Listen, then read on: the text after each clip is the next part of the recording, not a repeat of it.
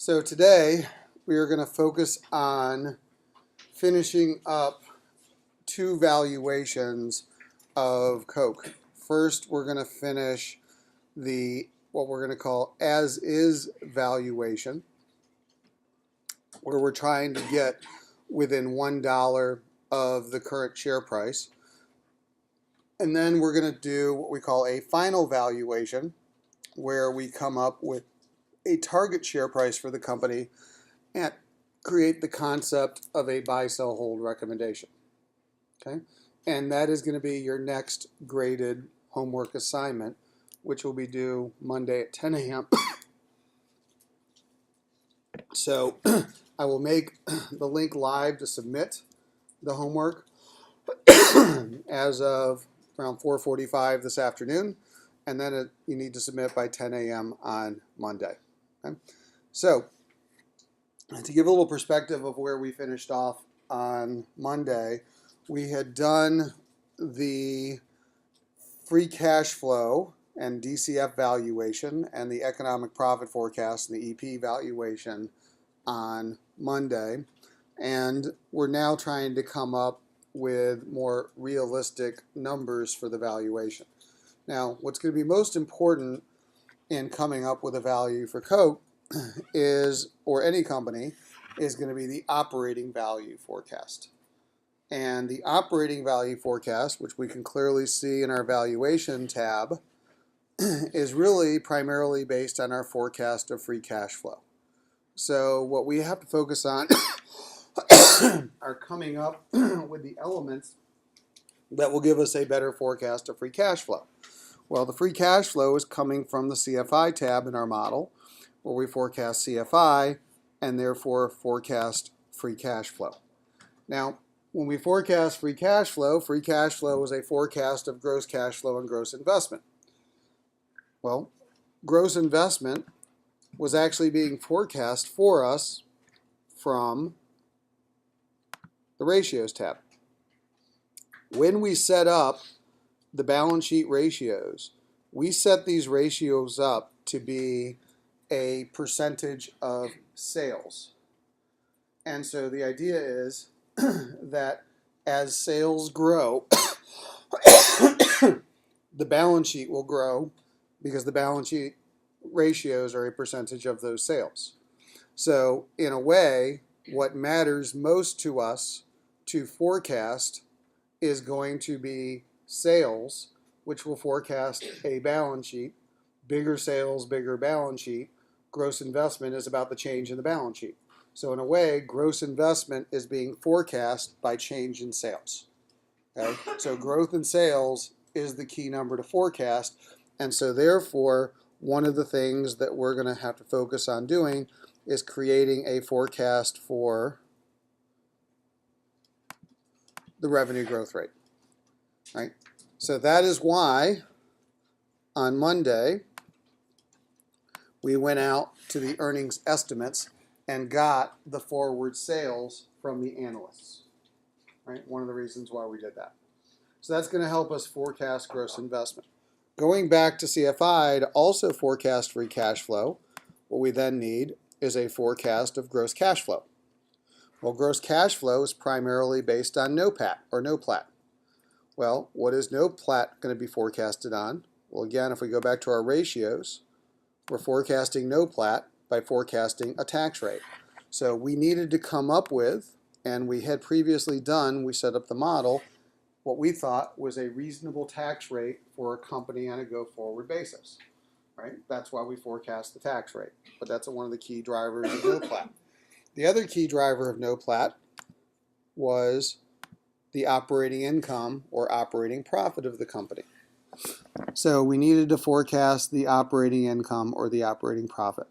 So if you really think about it, assuming that the tax rates for most companies don't change, what the analysts are really focused on to help them do their valuations and understand the cash flows is growth in sales and margin. Those are really the two variables that are going to have the biggest impact on any valuation, and that's the 80-20. That's why those are the numbers that are talked about in the conference calls. Those are the questions that are primarily being asked. Those are the numbers when companies report the results, they're going to have the biggest impacts on the stock, and that's what's going to be key to our model. So we've set up a complicated model where we can change anything, and ultimately we can, but the vast majority of the impacts are really going to be those three numbers: revenue growth rate, operating margin, tax rate. Assuming we have a reasonable tax rate, what's our revenue growth rate? That's why we went to the earnings estimates to get the sales. What's our operating margins? That's why we went to the earnings estimates to get the operating profits. So that's where we're going to begin today, right? So really, this is how we start to really understand what matters. I often like to call the metrics that matter. These are the metrics that matter to valuation above all other metrics. So for the upcoming years, and I'll use the last reported year plus one, 2000 and do that, 2014. Format my cells, and equals previous year plus one, 2015.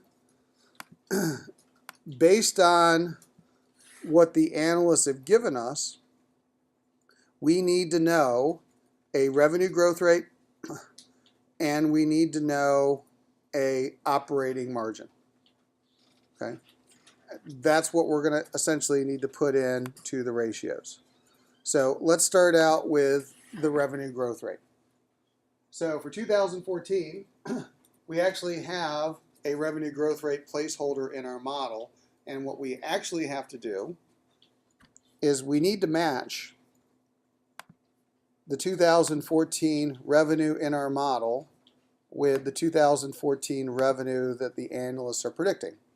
And we do that because we can't change the income tab directly. It's not a yellow cell, it will break our model.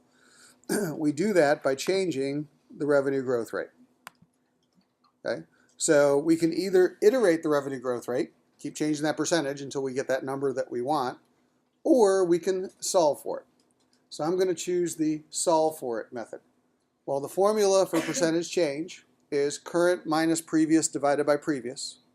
So what we're going to do for 2014 is say current would be our sales one assumption for 2014 divided by previous from the income tab, 2013 actual revenue. Take that result and divide by the 2013 actual revenue. And what it says is that Coke would need to grow 46,894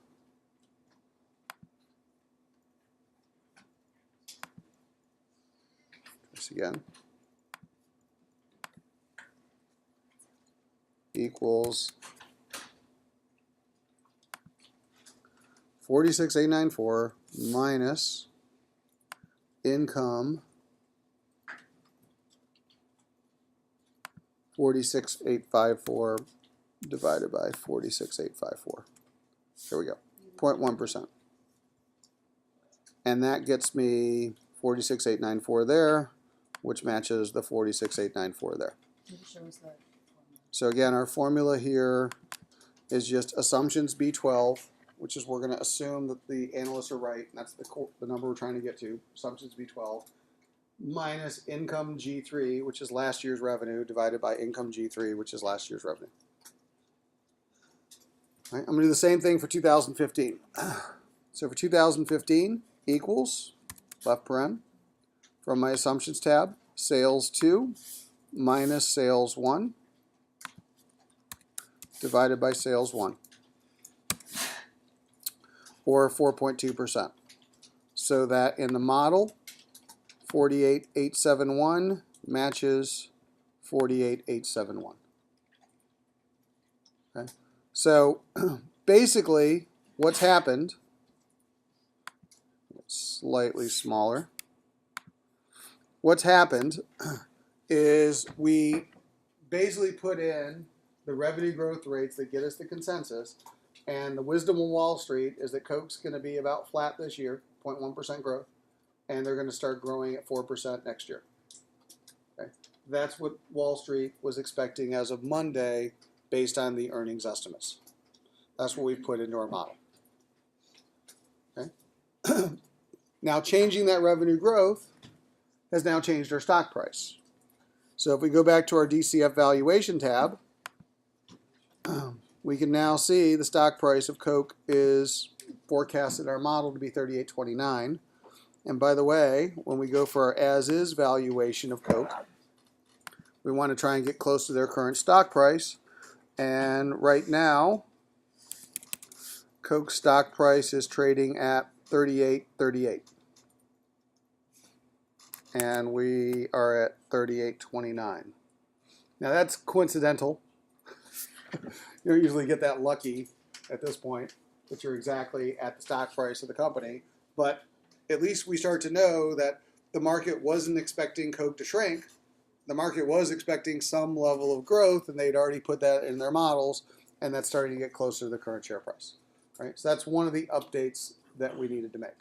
Now, we're going to start making some changes to ratios, and rather than continuing to go back and forth between the tabs, which is quickly going to get annoying, what I'm going to do is I'm just going to put on my ratios tab the forecasted share price, and I'm going to link from the DCF valuation. I can do it from the EP valuation, the forecasted share price. I'm just going to put it on that tab as a reference, just so that I don't have to keep jumping back and forth between the tabs every time I change a ratio. Make my life a little bit easier. Okay. All right, I'm going to do the same thing on the assumptions tab. On the assumptions tab, I'm going to put in a forecasted share price. And again, I'm going to put that in here as a reference.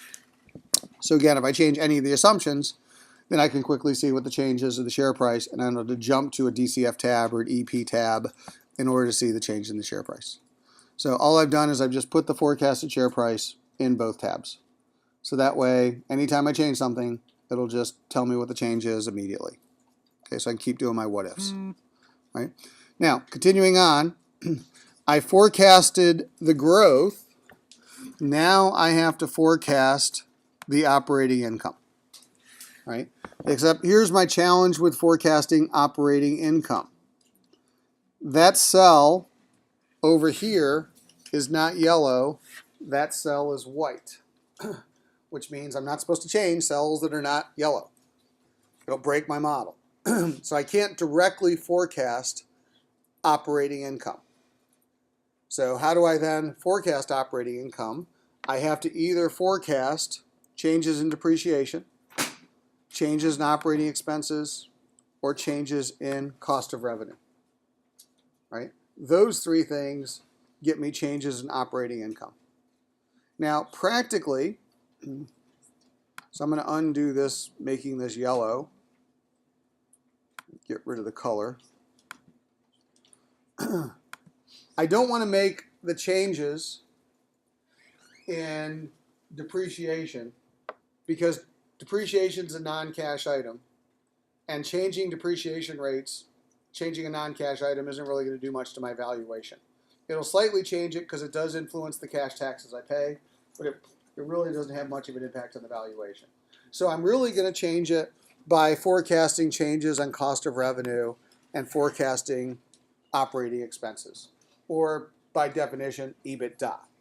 In fact, that's why EBITDA is such an important number to be reported, because it's a representation of your cash operating costs, cost of revenue, operating expenses together.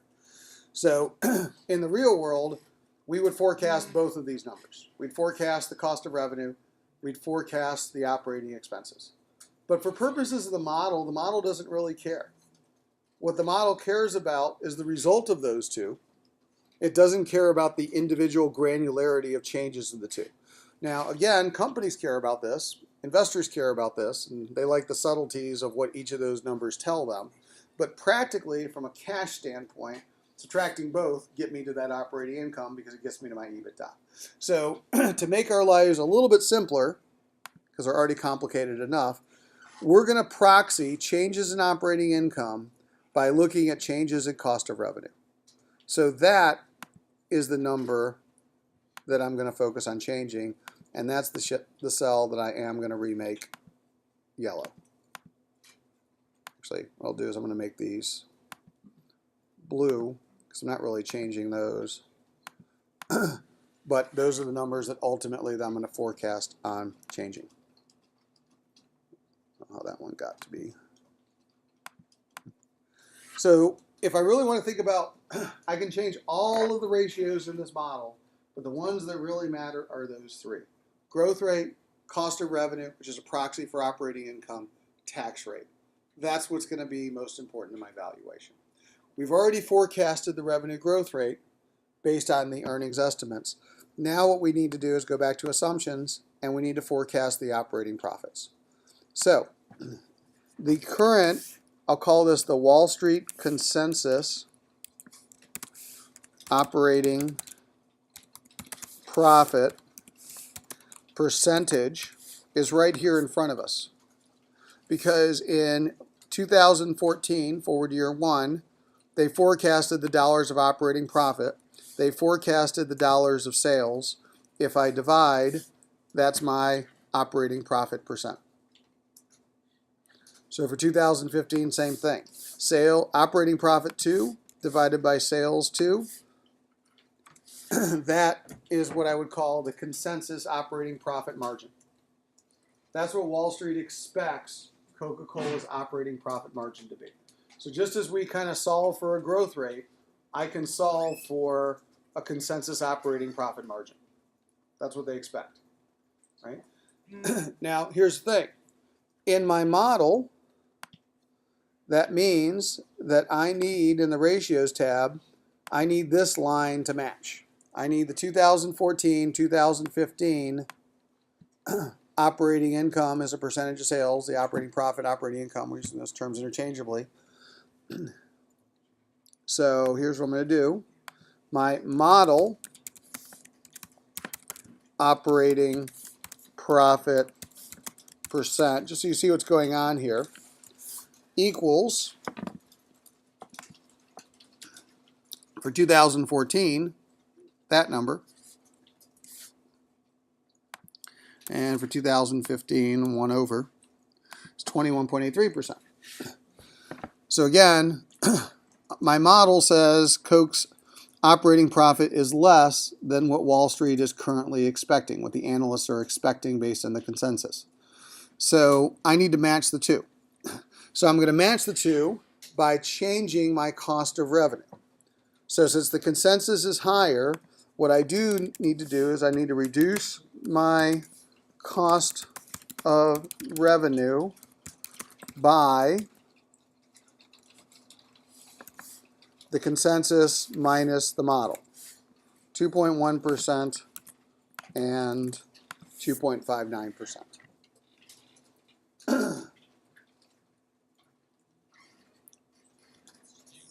If I do that, I'll then match the consensus. Right? So here's the thing. If I go to the ratios and I take my cost of revenue for 2014 and I subtract from it, because I'm reducing it, what I just solved for, I'll get a circular reference. All right. Because basically, a circular reference means that I'm solving for the result and I'm using the change that I'm solving for to get me that result. Like Excel says I can't do that. So this is the exact idea of a circular reference. This is a broken model. You can't do this. So this is a step that you have to iterate manually, right? I haven't found an easy way to get around this. So what I mean by that, so I want to undo my circular reference.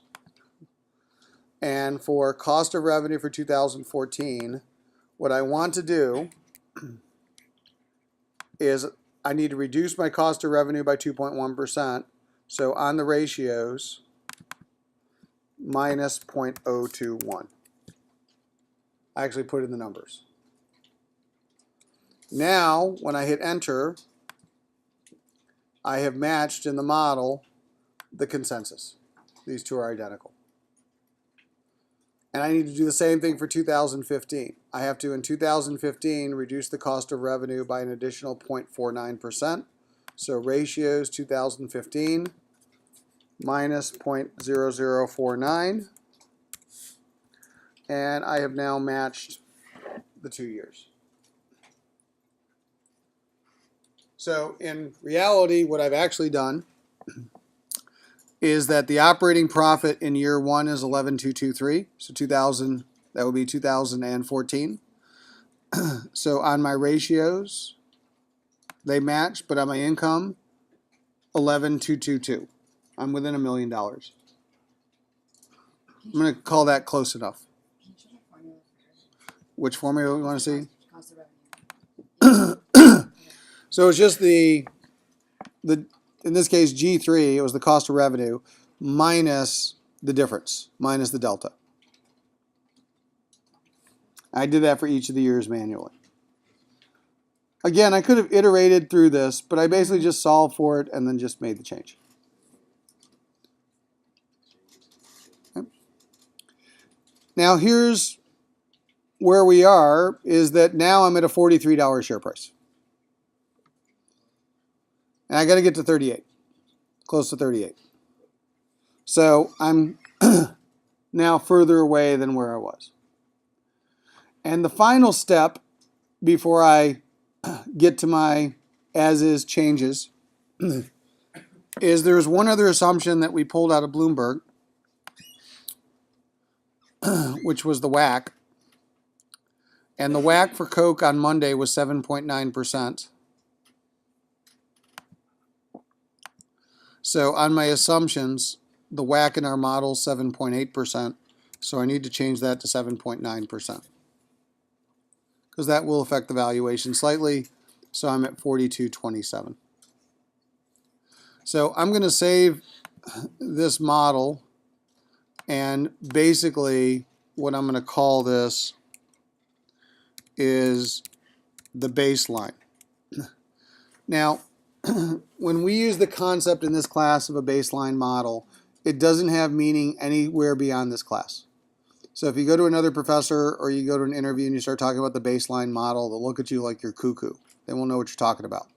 So essentially, baseline in our class is just an intermediate step that I created this name for, which says we're now ready to finish our as-is valuation by putting in our own assumptions for years 3 through 10 and continuing value.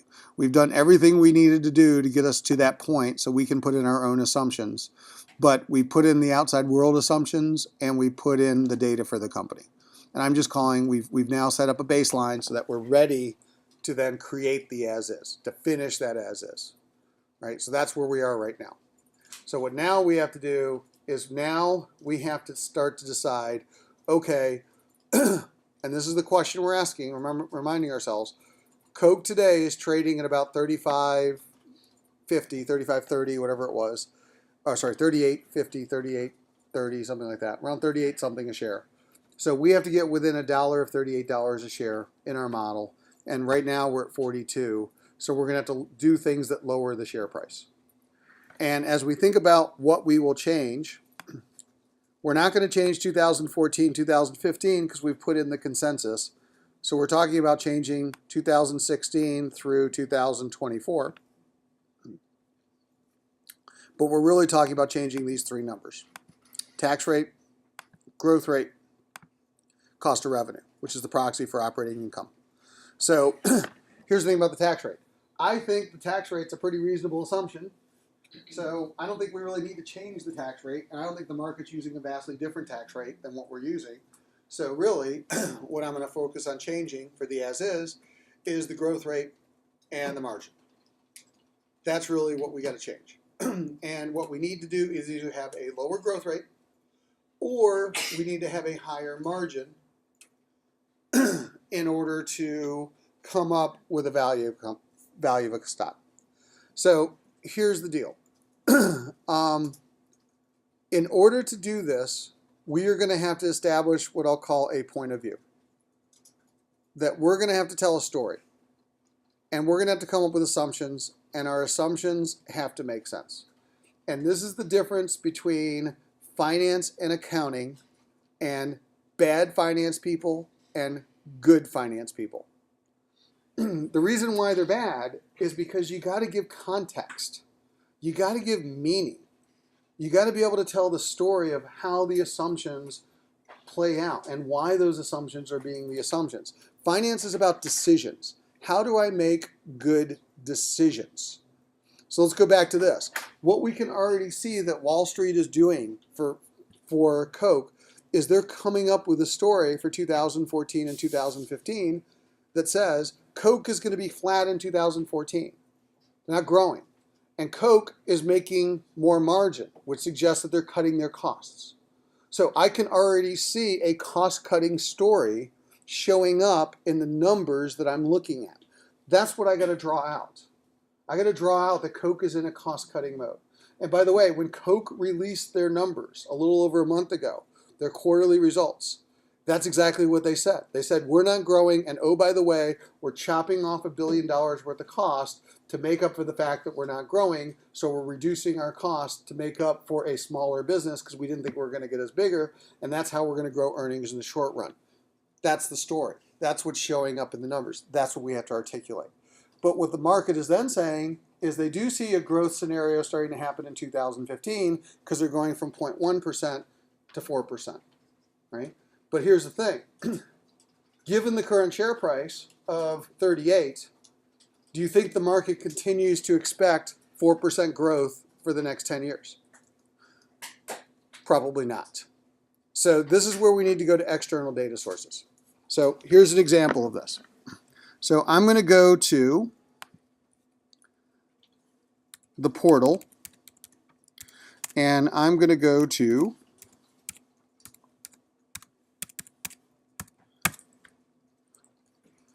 Finance folder, IBIS World. And in IBIS World, we have industry reports. And we want to take advantage of those industry reports. In fact, this is why I have you do an EIC. Because if you think about your group projects, what you're doing in EIC is you're telling that story of the future and what's going to happen at the industry level and what's going to happen with the competitive advantage. This should help you when you start thinking about the future forecast for growth and margins of the company. So in IBIS World, if I search for Coca Cola, and I look at the industry global report for global soft drink and bottled water manufacturing, then here's the industry report. And over here on the right in the key statistics, the bottom of the report is industry data, which includes industry growth rates. And what I can quickly see is that the industry growth rate globally for Coke's businesses is 2.7% next year, 2.7, 2.9, 2.6, 3.3. So in all of the next years that IBIS is predicting, it's less than 4%. So I'm already thinking that the market is probably saying, you know what, if Coke just kind of grows with a slow growth industry, then they're probably not going to grow at 4%. So what if I start putting in these numbers? Now I'm not going to change 14 and 15 because that's the consensus, but for 16, 17, and 18, 29, 26, 33. So 29, 26, 33. Well, now I'm at 39 a share, 39.58. I'm much closer to the current share price. In fact, last week Coke was trading around 39. So I think that's actually part of what the market is thinking today when they're valuing me at 38. That the market is concerned about growth. And they're concerned about Coke's ability to grow. Matter of fact, I'll give you some additional insight. Over the weekend, there was a report from a bottling trade association that talked about the challenges of soda. And this was the article in the Wall Street Journal. It talked about the decline in soda, particularly the decline in diet soda. And it showed all of, let's see if I make this big enough to see.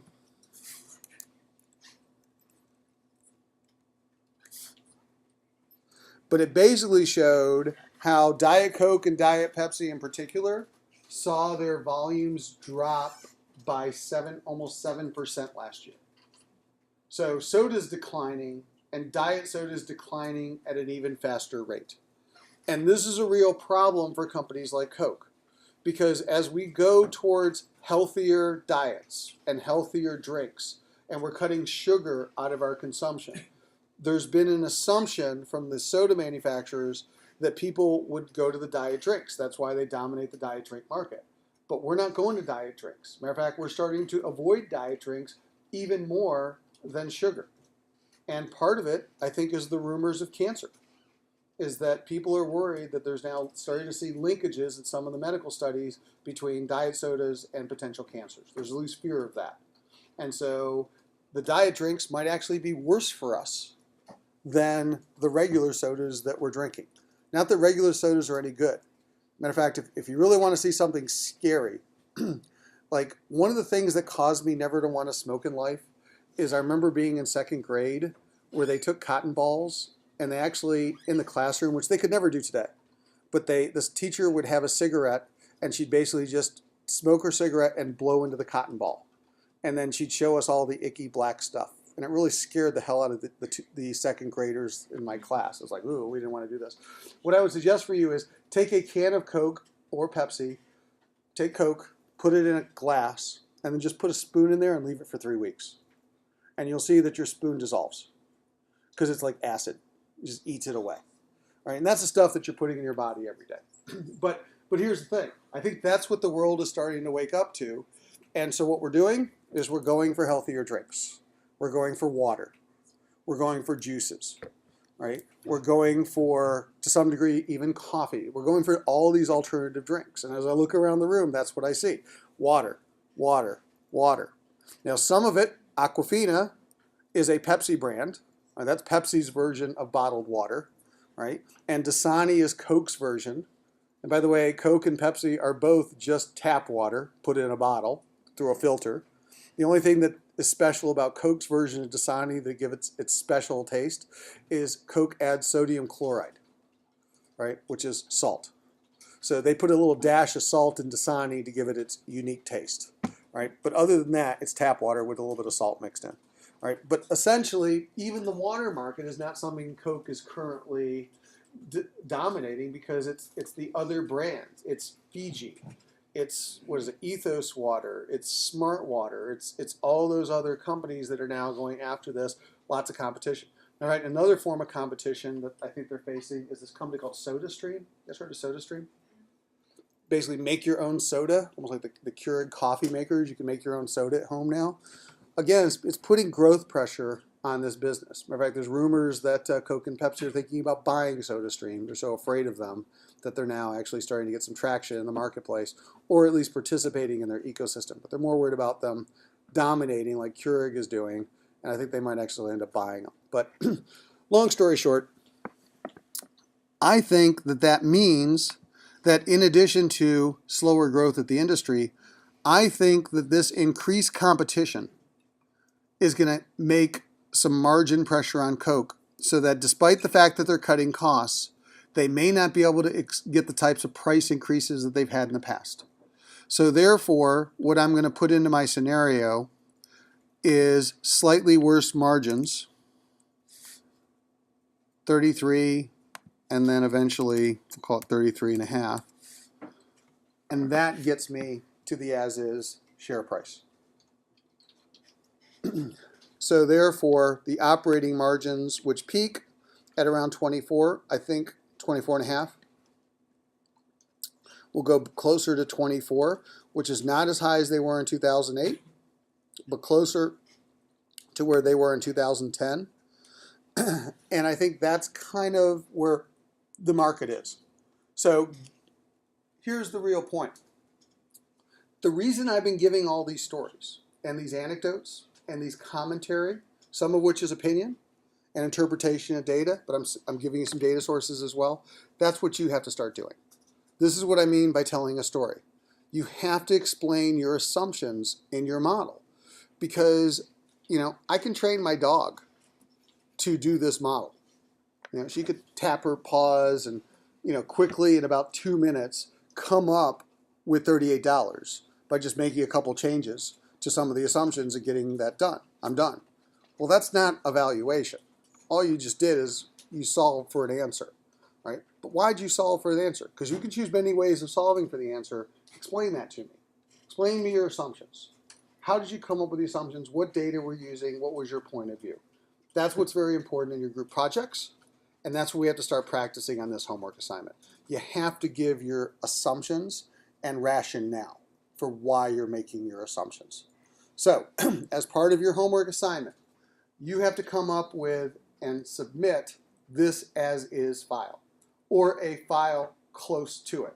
You got to be within $1 of 38. So you don't have these exact assumptions, but you got to get to 38, and you got to tell your story. You got to write it out. So you're going to submit an Excel file, and you're going to submit a Word document with a big paragraph, and in that paragraph, you're going to explain yourself. You're going to explain the assumptions that you made that got you to this share price. That's what we got to practice learning how to do. That's what good analysts are actually good at doing, is aggregating that data and then telling that story. In fact, read an analyst report. So if we go back to IBIS World, here we go. The other source on IBIS World that we had previously mentioned was Thomson 1. And though Thomson 1 is a horrible data service, Thomson 1 gives us, for the school, access to analyst reports. And that is one of the very useful features of our Thomson 1 data subscription. So basically, if you go to Thomson 1, when it finishes loading, hopefully, which is the Reuters product,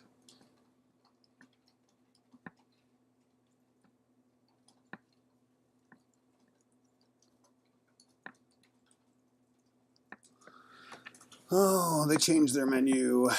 Where did this go? Type in a company.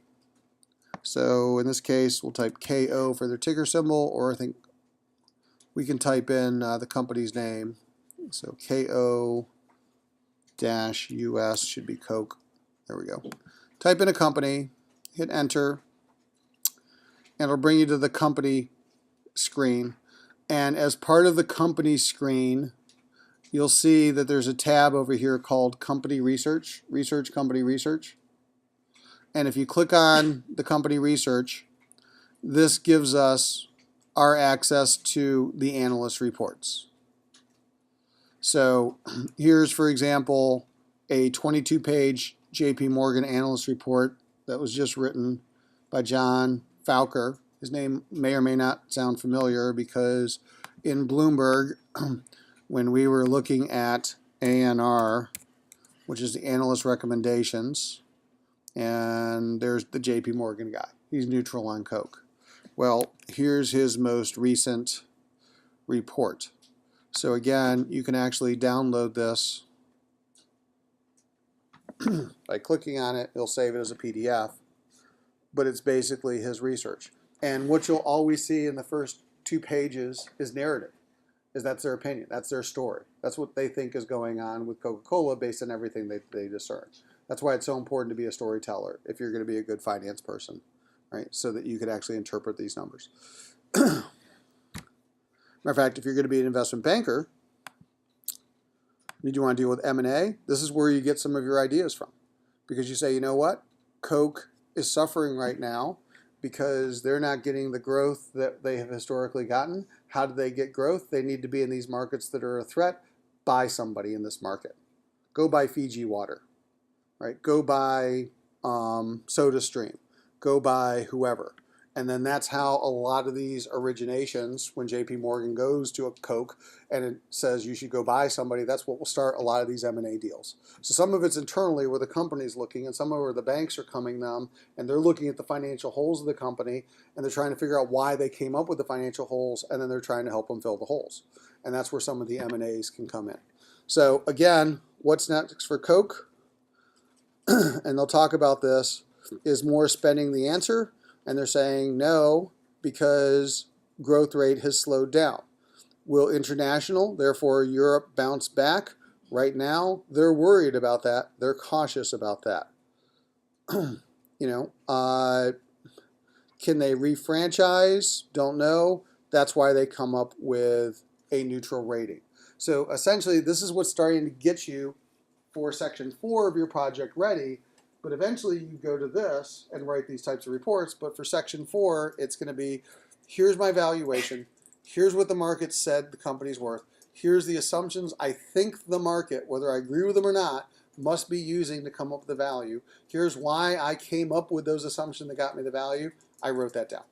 That is my as-is valuation for Coke. So let me save this. So I'll put this analyst report, JP Morgan-KO, onto Canvas. So we all have it for later, as well as that industry report. I have a PDF of the industry report as well that I'll upload. You want to look at that as an example.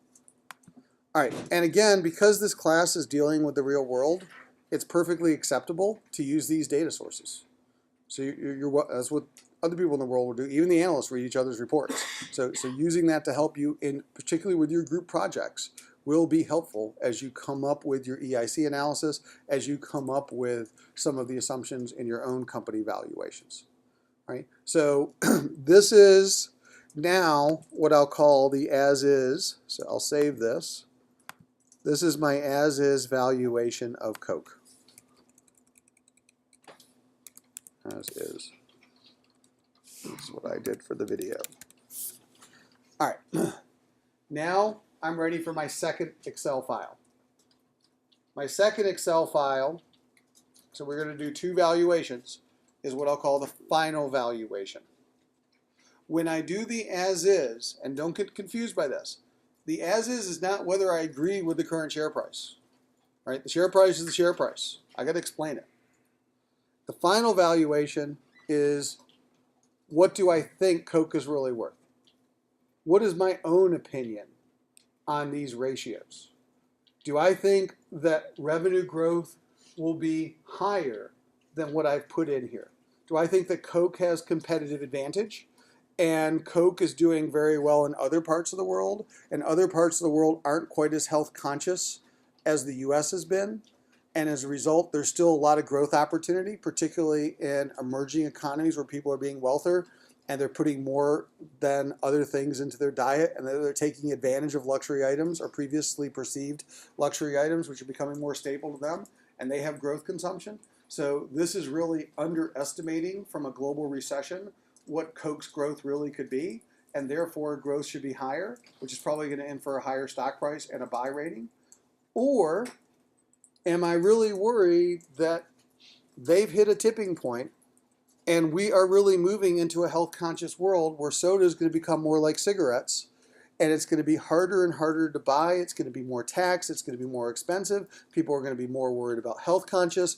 Insurance companies are going to start rating you based on your diets. And when they see that you put excess sugar in the diet, it leads to diseases like type 2 diabetes and other problems. So overall, governments are going to start punishing people for drinking soda. People are going to be adjusting their habits for healthier lifestyles, and Coke is going to be in more trouble with its growth because of that. And I start to develop even lower margins and even lower growth rates, which lead to a sell scenario. That's where we have to get to the next step. Does anybody have an opinion on that? So do you think Coke is fairly valued, undervalued, or overvalued today? Just what you're feeling. And there's not a right answer, because nobody really knows what the future is. So we're just kind of guessing. But what do you think? Anybody have an opinion on that? Would you buy Coke today? Would you sell it? Hold on to it? Yeah. I guess I put it on a hold. I think it's pretty fairly valued. I don't think it's definitely gonna have too much growth internationally, like totally. And I also don't think we're gonna get too crazy with the tax and everything, because unlike cigarettes, like if it's in moderation, it's probably okay. It's not too bad. Okay, so back you're in the fairly, so you're the hold category. You think that these assumptions are pretty reasonable and you wouldn't change them all that much, is what you're really saying. Okay. That's how you come up with your hold recommendation. And that would be your story. That would be what I would call paragraph number 2. So in your write-up, you're going to have your as-is file, your Excel. You're going to have your final file Excel, which in your case will probably be the same file, copy twice. And then you have your second write-up. First paragraph in the write-up is how you came up with the as-is. Second paragraph in the write-up is what you just said. And then you've just completed the homework assignment if you turn that in. Okay, that's what you need to do today. Does anybody think that they should be buy or sell? We got one hold. Do we have a buy or a sell? Yeah. I think they should be a sell if they're overvalued. I think this is pricing in 3.3% on a continuous basis. And Yep. I don't think they'll be able to grow each year, and much less at 3.3%. I think they'll even have decline some years and at best be neutral. All right, so just to put you a little bit on the spot, give me some back of the envelope numbers where you said you're worried about the 3.3%. Give me a year and a percentage change, Okay, if you can so, see. Yeah, so I'd say like we priced in 0.1% for 2014 and up to 4.2. Yep. Which is consensus. And we want to leave these first 2 years alone because we do want to keep the consensus, but starting in 2016. Right. So like looking back in the past, you're basing 13.3% in huge growth between 2010 and 2011. Yep. That's just the economy coming back. So once the economy kind of hits a standstill between 2014 and 2015. Yep. I think they will not even outgrow, but grow at a slower rate than the economy, and figuring in U.S. as the main market. Okay. I think they would be more around 1% to neutral. So starting in 2016, you're around 1%? So like from the 2.9 there, take Yep. off into around 1%. So are you okay with a 2.6 and then maybe down to 2? Yeah. And then 1.5, and then a couple years later, 1, something like that? Level out at 1. All right. Now, one of the other things that we could then talk about, which we didn't, and by the way, now we're down to 34 share, is over here in the assumptions tab, there's this kind of perpetual growth rate into the future, which right now our model's assuming 3%. So if you're assuming 1% after 10 years, it's probably not 3% forever. Yeah. So you want to lower that closer to 1%? Yeah. Well, now we're down to $30 a share. Okay, so if we take that scenario, very tepid 1% growth long term, and you're assuming the margins are the same, right? Even with the same margin. Even with the same margins, you're into the get out, right? I'm not even going to say sell, just get out. Take your profits now, you know, before it starts continuing its downward spiral. Just take your money, go find another opportunity. Yep. Shouldn't we take into consideration of the company's management and future goals as well? Absolutely. Because I think based on their current strategies, Mm-hmm. that's their valuation. But I don't think Coke is going to stand by while their company's slowing down to 1% growth. Okay, so you don't think that Coke will just, I'm just repeating for the purpose of the video, you don't think that the current management is going to just allow that to happen, allow the markets to kind of get away from them, allow them to stay out of the faster growing markets? They're not going to be like Microsoft, which says, oh no, we could go into the mobile market. Nah, who wants to be there? You know, so they're not going to do a Microsoft. They're going to get in much earlier and try and be dominant in those markets. Or they're going to go buy somebody, which they've had a history of buying people. So I can go buy my way in the market, especially if I'm worried about the competitors. So give me your scenario. What do you think is going to happen then? Are you in the buy side? Are you in the hold side? Are you in the sell side? I think I'm on hold just because I think the decrease in revenue or the growth rate is a little too drastic. Okay. So you think, though, that management's going to have to react just to kind of stay in place? Right, I think Coke is a solid company. Okay. So we'll call this the sell. Is there any optimist in here? Is there anybody that just believes these scenarios are just too pessimistic and Coke is going to do a whole lot better and that their leadership is really going to improve? I'm not necessarily an optimist, but I'm kind of curious how you price in those acquisitions and things like that, where they're it's hard to price in an acquisition per se, only because we don't really know what they would pay. But what we would do is we would say, okay, assuming that an acquisition is close to an NPV zero proposition, they might at least get a higher rate of growth because they're doing acquisitions. So I don't necessarily have to add in a lot of spending, because I can say it's all going to be NPV zero, but at least I might get some benefits and synergies going into some of these markets. So what I might say with a more optimistic scenario is, okay, you know what? Coke's growth rates have been double digits in the past, and there is still some international opportunity outside the U.S. And the U.S. is not sky is falling, and the economy is improving, which should help. And they're getting into some of these healthier drinks. So I think that Coke might actually start growing at about 3.5% or higher, but let's just say 3.5% on a go-forward basis, or even in a couple of years, 5%, because maybe they're doing some acquisitions and getting into the juice market. They're getting more heavily into the premium water market, not just the low-end water market. Or they're getting into those energy drink markets more substantially that are growing. That Monster, for example, currently dominates. So maybe they will get into the 5% growth. And here's the other thing. I think that Coke, if you look at their margins historically, have been as high as 26%, and right now they're at 24%. So I think that they'll maintain some pretty good cost control because they don't have to spend as much money in the slower growing markets. So maybe they are able to get some of those costs out of the system that they're already starting to cut, and that basically their cost of revenue might go to 32, and then eventually down to 31.5, which gets them to a pre-tax operating margin 25%, which is approaching where they were in 08, 09, but not even there. Suddenly I'm at $45 a share, and suddenly Coke is starting to look like an attractive buy. So slightly higher growth. We're talking 5%. We're not talking 10, 15%. We're talking 5% versus 3 or 4%.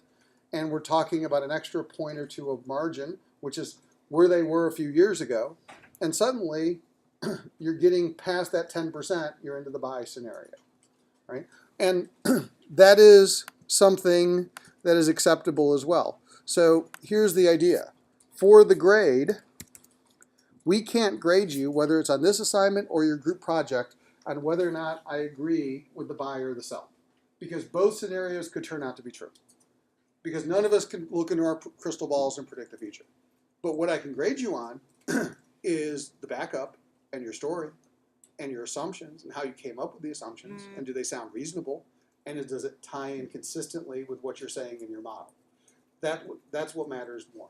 It's going to be about the process, the assumptions you make, and the explanations of the assumptions. And the reason why this matters is, let's go back to the real world. In the real world today, if I look at the analyst rankings, there are 2 analysts out there who cover Coke professionally who say sell.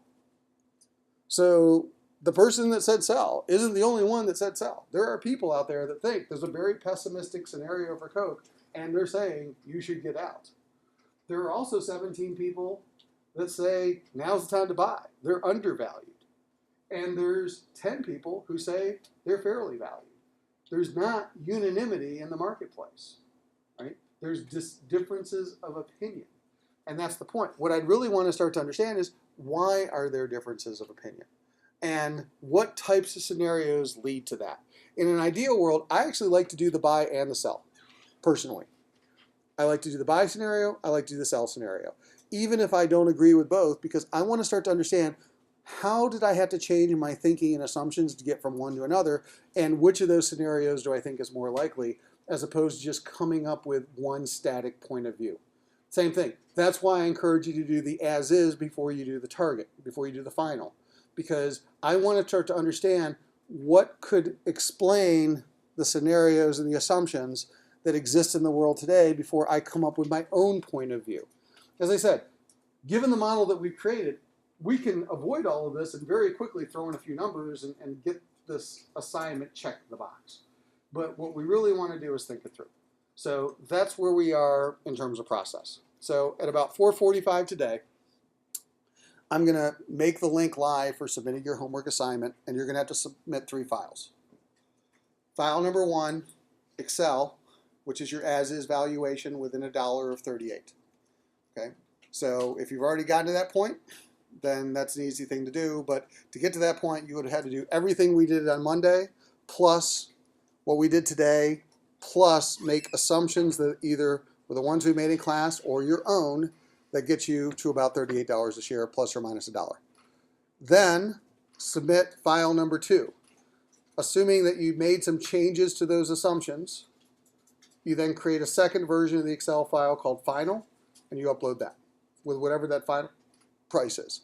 And then document number 3 is a Word document with at least 2 paragraphs. Big paragraph number 1, which could be a series of paragraphs, but basically section 1 is what assumptions did you make for the as-is and why, where they come up from. And again, you could reference, just as we did today, the newspaper article or the IBIS report or your own experience and observation. And number 2, what changes did you make to get to the final and why, and therefore the buy, sell, hold. That's what you need to do for your homework assignment, which is due 10 a.m. Monday for all sections. Yes? So the final doesn't have to be within $1. No, final is whatever you think it is. And remember, you can see it here, target price, 45, 43, 43, 42, 50, 40. It doesn't have to be within $1. Right? So that's the point. The as-is is just saying, I want to take the current stock price and work backwards to try and figure out what gets me to that price. The final is, I want to put in assumptions I think are reasonable and see where that takes me. That's my target. And like for a hold and buy and sell, like what's the range? Plus or minus 10% of 38. So basically, call 38 $4. So if you're at 42 or higher, you're a buy. If you're at 34 or lower, you're a sell. If you're between 34 and 42, you're a hold. So this is approximately plus or minus 10%. Because if you're at 38 and you think it's fairly priced, Coke's going to go up and down every day. It's going to be in a trading range. So that's the point. It's going to be in a trading range around 38, plus or minus 10%. So, you know, you can own Coke, but it's fairly priced. It's not like you're buying an undervalued stock. You're buying a fairly valued stock. Yes? So, if you see like a 43, I think number 9. Yep. JP Morgan. How come they're neutral? Because what they're saying is that at the time they wrote this, on March 18th, Coke actually had a slightly higher stock price. So they still thought that they were within the close stock price. So what will happen is this neutral could actually turn into a buy if Coke starts falling. So if JP Morgan really thinks it's 43 and nothing is changing about their point of view, but Coke starts to fall, then they can actually turn their hold into a buy because they're saying suddenly, hey, it's attractive. Not because I think anything is better about the future. It's just people are getting too pessimistic in the present. Or the analyst might update his assumptions and say, you know what? I just saw this horrible data about diet soda, which is a big chunk of Coke's business. And I didn't think it was going to be this bad, so I have to adjust my modeling to lower growth in the future. And I think that's what's happening in the market, so I lower my target price. So that's where an analyst would eventually adjust that target price over time. So they could effectively say buy it now because if it drops, because you can buy it cheap. Correct. Yeah, sometimes the buys are not because it's the company's doing better. Sometimes the buys could just be technical because the stock price is worse. So again, you have to understand that there is a little bit of a gaming element to this, and there is a little bit of a sort of market reality part of this that you have to then play into, because you're constantly getting data from the stock market, because it's not like the stock market's static. This isn't a Harvard Business School case study. Stock market, I mean, literally from the beginning of today, Coke was trading at almost $39 a share. Right now it's at $38, $35. It's lost 60 cents of value in the last few hours. So even the difference between a buy and a sell, the top end of the range, could have changed over a matter of 4 hours. So again, you know, you kind of have to look more at the target price as a loose target for most of these people, and their buy sell holds again were based on the time of the research. So you also have to go back and see when the analyst actually put it in. So that's why this date actually starts to matter. But you'll see that they're all been updating within the last 30 days. If you look at that date column. In fact, Austin Burkett of EVA Dimensions just put his target in today, 2014. Say the second, third. What's today? Second. Put it in today. He's updating it today. All right. Questions? All right. So the last thing I want to mention is that next week, Monday, is going to be a webinar. And the webinar is going to start at approximately 12:45 p.m. So I'm going to do it in the section before. So for your section, if you either want to show up for the webinar during lunchtime, I'm doing the previous section, it's going to be about an hour long. You could either go live or I'll record the webinar and post it so you can watch it off of YouTube. But you'll need to watch the webinar on Monday, okay, rather than coming to class. And your assignment next week will be a lab assignment on Wednesday. Okay, so I'm going to describe it in the webinar, but here's what's going to happen. In the webinar, I'm going to give you a different company. So it won't be Coke, it'll be somebody else, right?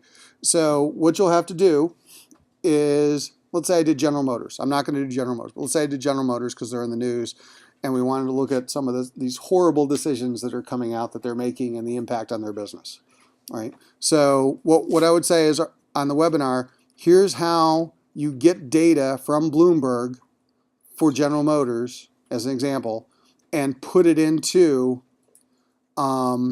our model. So essentially how to update our model with another company. And then from there, you would then do an as-is, a final, and a write-up, just like you're doing now for Coke on whatever that company is. So next week is really about practicing doing this yourself, all by yourself, the whole soup to nuts valuation. Now the model's already built, so you don't have to rebuild the model, but you do have to put the data in and update the model to get it ready to do the valuations and then do those 2 valuations and then do the write-up. Now for this week's assignment, very important, this is an individual assignment week, meaning you individually have had to have created these models.